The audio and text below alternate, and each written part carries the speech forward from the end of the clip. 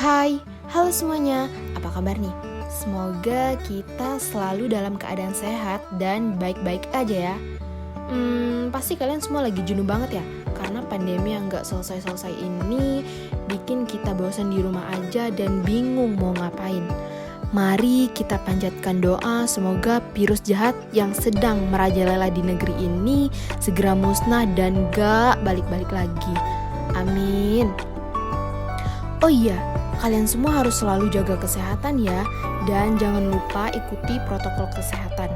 Masa jaga kesehatan aja nggak bisa, apalagi jaga hati kan, untuk yang para cowok-cowok tuh.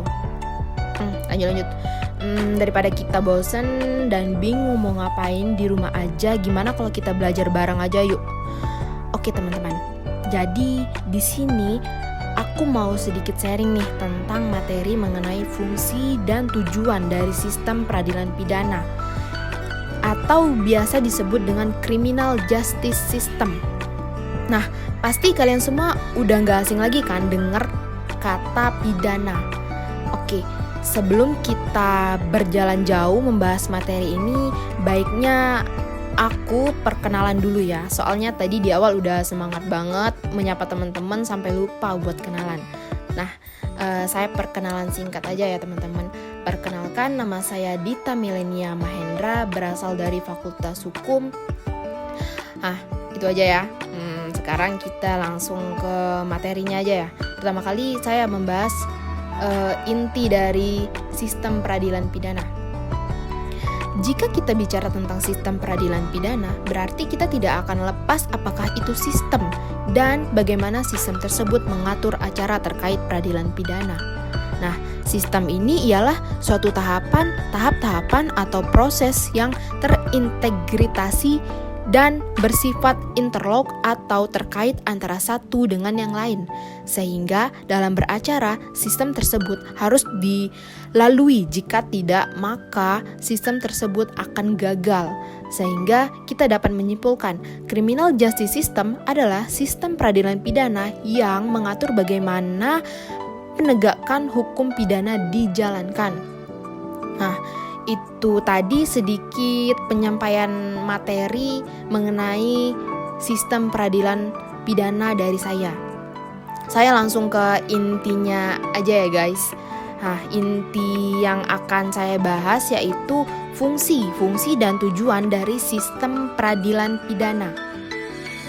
Jadi, dengan mengutip Muladi, Oliviana Agustin mendeskripsikan sistem peradilan pidana berorientasi pada tiga ukuran tujuan dalam menilai berhasil tidaknya sebagai sarana mencegah dan menindak tindak pidana, yaitu yang pertama, keberhasilan menciptakan rehabilitasi dan resosialisasi bagi terpidana.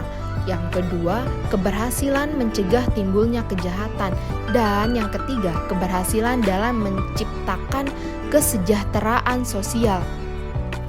Jadi, pada umumnya, tujuan besar dari sistem peradilan pidana antara lain melindungi masyarakat dan menegakkan hukum.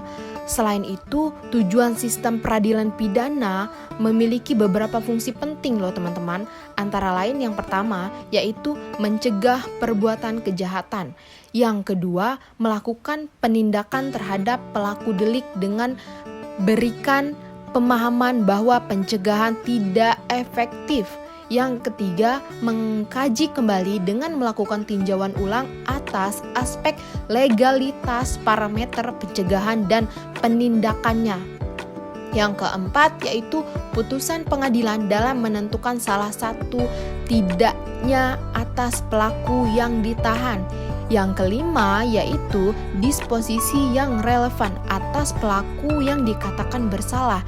Dan yang terakhir itu yang keenam, lembaga koreksi sebagai perangkat negara yang mendapatkan legitimasi dari masyarakat terhadap perilaku pelanggaran yang melanggar hukum pidana.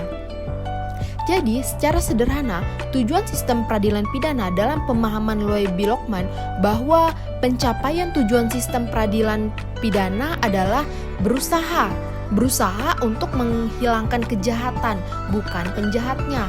Ingat ya teman-teman, menghilangkan kejahatannya, bukan penjahatnya. Nah, gunanya untuk mencapai masyarakat yang terhindar dari kejahatan. Oke, berdasarkan pada tujuan sistem peradilan pidana yang sudah saya bahas di atas, menunjukkan begitu urgensinya sistem peradilan pidana.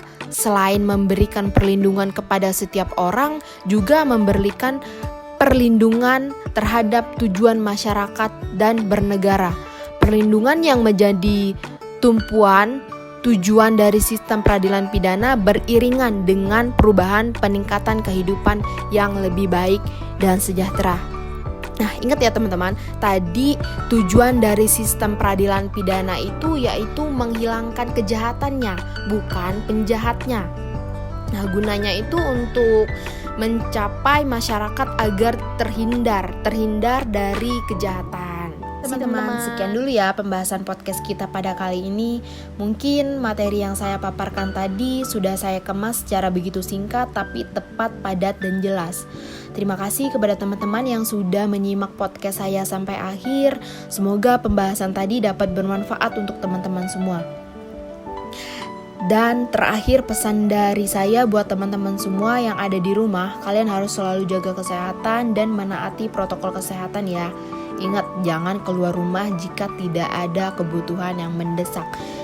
Kecuali kalau emang penting-penting banget lah, itu juga harus memakai masker dan mematuhi protokol kesehatan. Stay safe and keep healthy for us. See you teman-teman.